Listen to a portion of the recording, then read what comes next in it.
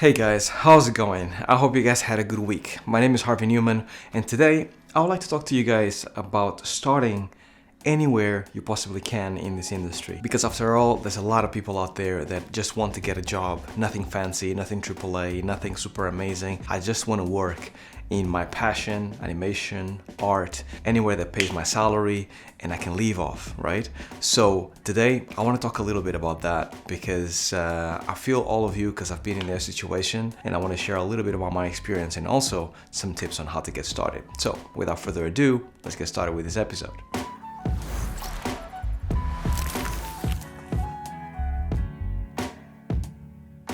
Alright, so welcome. For those that don't know me, my name is Harvey Newman. I like to share my passion for animation here on this channel. So animation is incredibly hard, art is incredibly hard, and for you to become an artist, an animator, in the games industry, film industry, VFX, it really doesn't matter. It's becoming harder than ever, right? Because, the competition is very steep, especially now that you can work from anywhere in the world.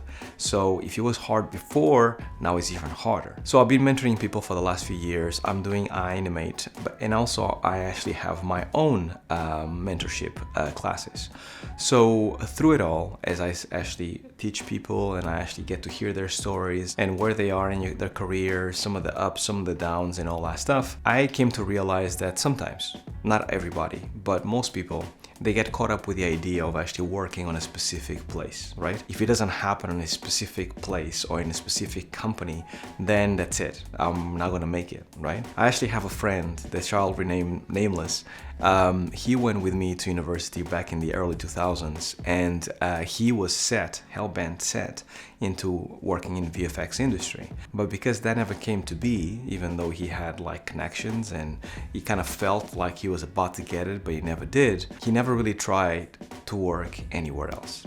And that became a little bit of his demise, because now it's been like nearly 20 years, probably more, and he still hasn't worked in the industry, so he doesn't have an experience. Obviously, old age takes a toll, no one is getting younger, all that stuff. So even though I went to university to learn animation, and I have a degree as an animation specialist, that's what he reads on my degree, I didn't really get to animate or learn how to animate properly until I left university, right? So I learned through a mentor, and this mentor had many years of experience. He was working in film, he was working at DreamWorks at that point, and as I was working with my mentor and he was teaching me animation through email, reviewing my stuff, being super patient, I was asking him about, where should I start? Should I wait? All this stuff. And at that point in time, right at the beginning, I actually wanted to get into film. And I was very much going like, I need to actually work in these three companies, was probably DreamWorks, Pixar, and Disney. And I thought, until I don't get there, that's it. I'm just gonna keep on working on my showreel, keep on working on my skills, because one day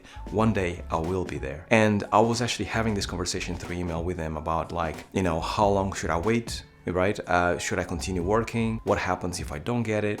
What happens if I do get it? All of these things.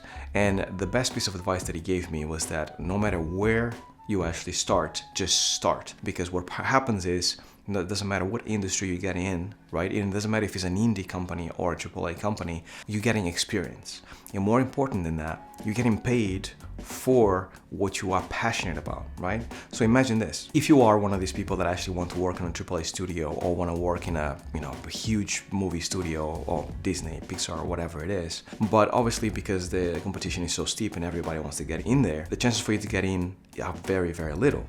However, if you actually start somewhere else, like let's say an indie company, right? Like they're doing a small movie, or a games company that are just getting started, right? They will give you not only work and pay you for your work, but also they will give you autonomy and they will give you creative freedoms. Those creative freedoms don't happen on a AAA super huge budget studio. Normally, the bigger the studio, the bigger the budget, the more of a pin down like position that you have, and you have to do exactly what the director or animation director or game director wants you to do. The smaller it is, the more creative freedom you have. With this comes experience, and with experience also comes pieces that you can put on your showreel, so you can showcase that you have now professional experience so you can then go and actually apply for these AAA studios.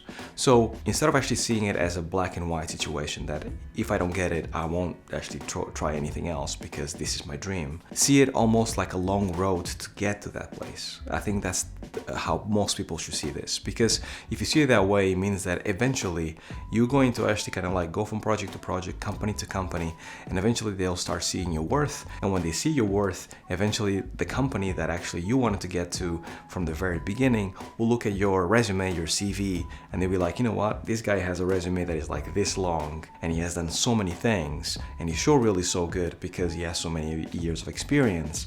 I mean, it's a no-brainer, right? So let's get this guy in here working with us because he deserves it. And these are the kind of opportunities that I had through the years, even though I didn't actually start it the way I wanted to start.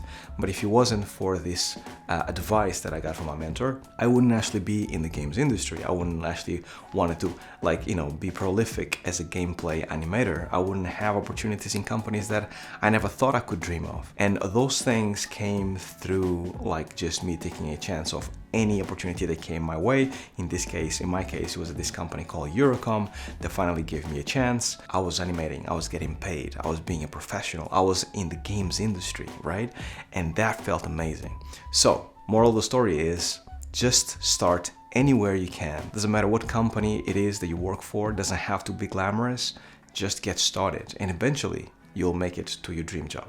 That's all I had for you guys. Now, I cannot go away before giving a shout out to my Patreons, to my people that actually have been supporting me in this channel every single month with their hard-earned money. If you would like to actually support me in this channel a little bit more, if you like this, if it connected with you, then definitely check me on Patreon, check my perks. Hopefully that's something you like. And if you don't, then just drop a like, drop a comment, subscribe. I'll love you guys for that. I still love you guys for watching this content. Thank you so much for subscribing. Thank you so much for listening and being here with me one-on-one once a week. And until the next video, stay well, stay safe. Peace.